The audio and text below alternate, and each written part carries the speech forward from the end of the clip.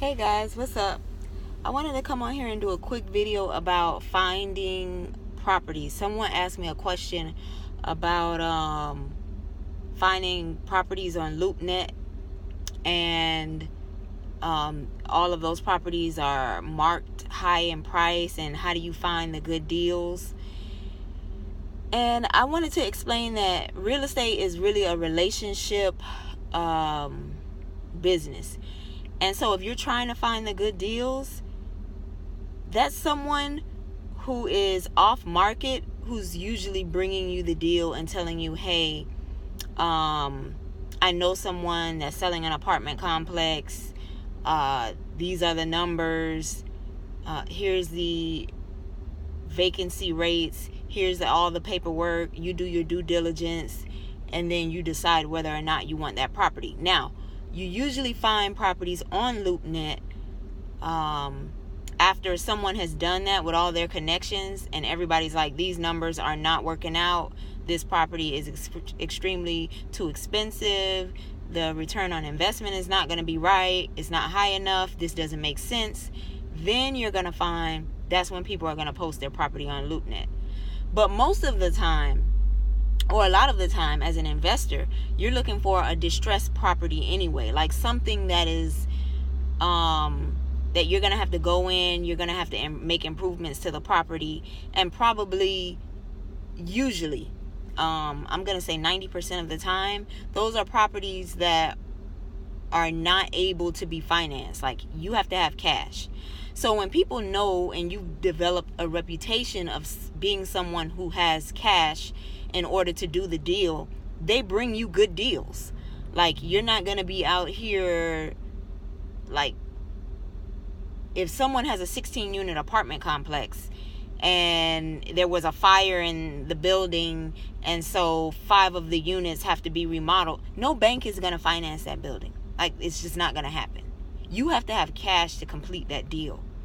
And so they're going to be looking for someone who they know has cash, who in the past has had cash in order to get that deal done. And so when they know that you're someone who gets deals done, they're going to come to you and say, hey, I have a building.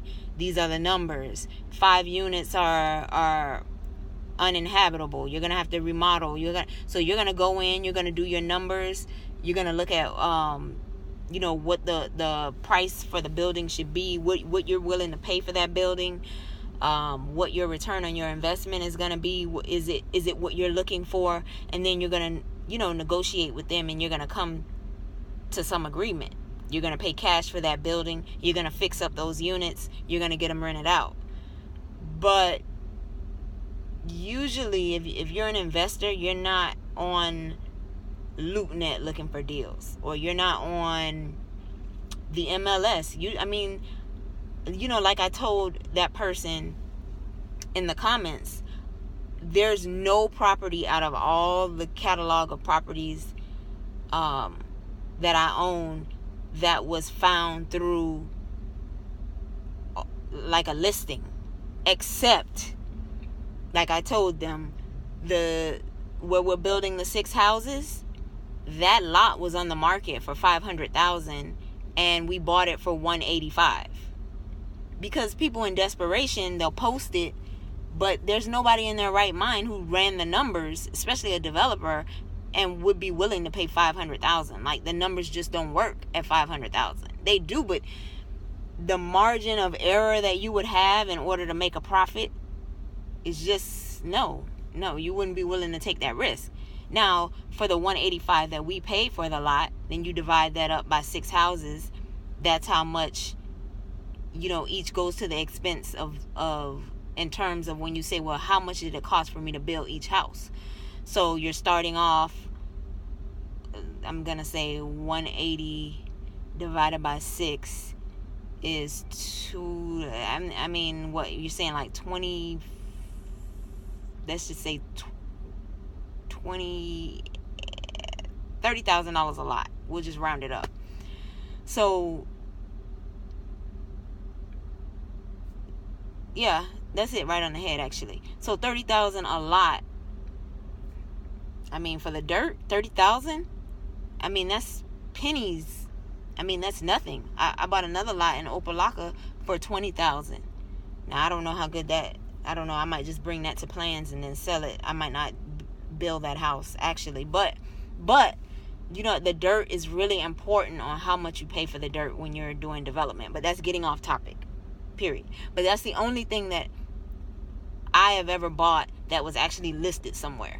And I paid less than half of what it was listed for. Less than a third of what it was listed. Almost a third of what it was listed for. So, yeah, you just have to understand that you have to develop relationships and kind of know people who know people. For example, the 16 unit that I have in Homestead, that was because our maintenance guy, his sister was a realtor, and she had a friend who didn't want to put his property on MLS because he knew it couldn't be financed. It had to be a cash deal. And then when she was talking to him, he was like, hey, I think I know some people who could buy that. And then she contacted us. We got with her. We negotiated a really good price. And then we bought it. And so that's usually how these types of things happen. Anyway, if you have any more questions about this topic, let me know. Rate, comment, and subscribe. I know I haven't done a video in a while, but I am going to give you all an update on construction. I just have been really, really busy. I mean, even right now, I just took the time to make a quick video, but I'm right out front of my daughter's school. If you see the school buses right there, Miami-Dade. And I'm just waiting on her to get out of class so that I could actually take her to therapy. She goes to occupational therapy in a minute. Anyway, I'll talk to you all later. Peace.